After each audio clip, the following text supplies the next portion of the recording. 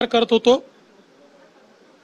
Indian institute of management Nagpur यांच्यासोबत हा project आपण तयार केलेला आहे, ज्यामध्ये एक कंपनी आपण सरकारची तयार केलेली आहे की जी पूर्णपणे आर्टिफिशियल इंटेलिजन्सचा उपयोग हा त्या ठिकाणी लॉ अँड ऑर्डर करता, प्रेडिक्टिव्ह सिच्युएशन्स करता आणि एखादा क्राईम झाला असेल, गुन्हा घडला असेल तर तो गुन्हा सोडवण्याकरता त्या ठिकाणी आपल्याला करता येणार आहे। या संदर्भात जे काही मॉड्यूल आपण तयार केलं त्याचं प्रेझेंटेशन हे आज सगळ्या प्रमुख अधिकाऱ्यांसोबत झालं। त्यांनी जे काही सजेशन्स दिले आहेत ते सजेशन्स इन्कॉर्पोरेट करून आपण लवकरच हा संपूर्ण जो काही प्रोजेक्ट आहे तो रोल आउट करणार आहोत आणि याच्यामुळे वेगवेगळ्या क्षेत्रांमध्ये म्हणजे कायदा आणि सुव्यवस्थेचं क्षेत्र असेल किंवा एखादा गुन्हा घडल्यानंतर गुन्हेगाराचं ॲनालिसिस असेल, आपल्या सीसीटीव्ही कॅमेऱ्यांचं ॲनालिसिस असेल, एखाद्या ठिकाणी नंबर प्लेट जी काही आहे ती नंबर प्लेट आयडेंटिफाय करणारा कॅमेरा नसला तरी देखील आर्टिफिशियल इंटेलिजन्सचा उपयोग करून आपण ते आयडेंटिफाय करू शकतो। वेगवेगळ्या प्रकारचे जे सायबर क्राईम्स आहेत त्यांच्यामध्ये देखील मोठ्या प्रमाणात जो डेटा ॲनालिसिस करावा लागतो, ज्याला अनेक महिने लागतात, ते काही मिनिटात करण्याची ताकद ही आर्टिफिशियल इंटेलिजन्सची आहे। ती कॅपेबिलिटी आपण बिल्टअप करतो आहोत।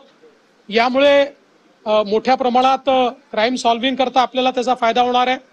ट्रॅफिक मॅनेजमेंटमध्ये याचा मोठ्या प्रमाणात आपल्याला फायदा जो आहे तो होणार आहे आणि विशेषतः जो काही आपल्याकडे डेटा आहे त्याच्यातल्या यूज केसेसच्या आधारावर आपल्याला ज्या प्रकारचे मॉड्यूल्स तयार करावे लागतात ते मॉड्यूल्स तयार करून एकेका युनिटला देणं आणि सगळ्या युनिट्सला इंटिग्रेट करणं, अशा प्रकारचं काम हे या माध्यमातून होत आहे।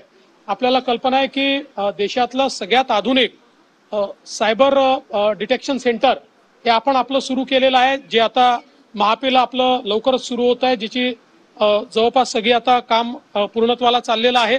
त्यामुळे या सगळ्या कॅपॅसिटीज तयार झाल्यानंतर मला असं वाटतं की देशामध्ये सर्वात आधुनिक अशा प्रकारचं पोलीस दल हे आपल्या महाराष्ट्राचं असेल आणि कायदा आणि सुव्यवस्था आणि त्यासोबत ट्रॅफिक मॅनेजमेंट आणि गुन्ह्याचं उकलीकरण या सगळ्या गोष्टींमध्ये एक मोठा फायदा याचा होणार आहे। संदर्भात महत्त्वाची माहिती समोर येते। बहुतेक जिल्ह्यांमध्ये जास्त पाऊस आहे, उमेदवारांकडून ही मागणी केली जाते। अमरावतीमध्ये सुद्धा अशी मागणी झाली की भरती रद्द करावी, नंतर भरती घेण्यात यावी। ज्या ज्या ठिकाणी पाऊस आहे त्या त्या ठिकाणी ज्या काही ग्राउंडच्या चाचण्या त्या पुढे ढकलण्यात आलेल्या आहेत। मुळातच यामध्ये हे करण्याचं कारण असं आहे की आपल्याला कल्पना आहे पुढे पाऊस वाढणार आहे, त्याच्यानंतर आचारसंहिता येणार आहे आणि त्यामुळे मग या चाचण्या जर खूप पुढे गेल्या तर त्याचा मुलांच्या भविष्यावर परिणाम होतो। कारण अनेक लोकांकरता मग ती शेवटची चाचणी ठरते, अनेक लोकांचं वय निघून जातं, अनेक लोकांना सेकंड चान्स मिळत नाही आणि म्हणून ज्या ठिकाणी पाऊस आहे त्या ठिकाणी त्यांना पुढच्या तारखा दिलेल्या आहेत, पण ज्या युनिट्समध्ये पाऊस नाही त्या युनिट्समध्ये ते कंटिन्यू केलेलं आहे। यासोबत अशा देखील सूचना आम्ही दिलेल्या आहेत, कारण मुलं खूप मोठ्या प्रमाणात त्या ठिकाणी चाललेले आहेत। त्या मुलांकरता काही फारशा व्यवस्था त्या ठिकाणी नाहीत। मुलं अनेक वेळा आपल्याला बस स्टँडवर वगैरे देखील झोपलेले त्याला पाहायला मिळतात। त्यामुळे युनिट्सला ते देखील आम्ही सांगितलेलं आहे की तुमच्या वतीनं कुठे मंगल कार्यालयांमध्ये किंवा कुठे जर त्यांची व्यवस्था करता आली तर ती करायचा प्रयत्न करा असंही सांगण्यात आलेलं आहे। सर, ओबीसीच्या मुद्द्यावर लक्ष्मण हाके जे आहे ते शिष्टमंडळ भेटणार आहे तुम्हाला?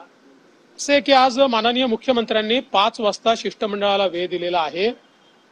आमचा प्रयत्न एकच आहे की कुठेही दोन समाजांमध्ये तेढ निर्माण होऊ नये, दोन समाज एकमेकाच्या समोर उभे राहू नयेत आणि दोन्ही समाजाचं अहित होऊ नये। एखाद्या समाजाला असं वाटणं की आमचं अहित काहीतरी केलं जाणार आहे, सरकार असं करण्याची कुठली आमची मानसिकता नाही आहे।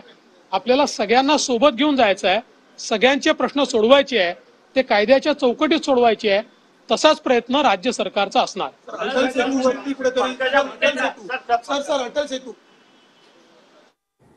तर दोन समाजामध्ये तेढ निर्माण होऊ नये हा आमचा उद्देश आहे, फडणवीसांनी हे स्पष्ट केलेलं आहे।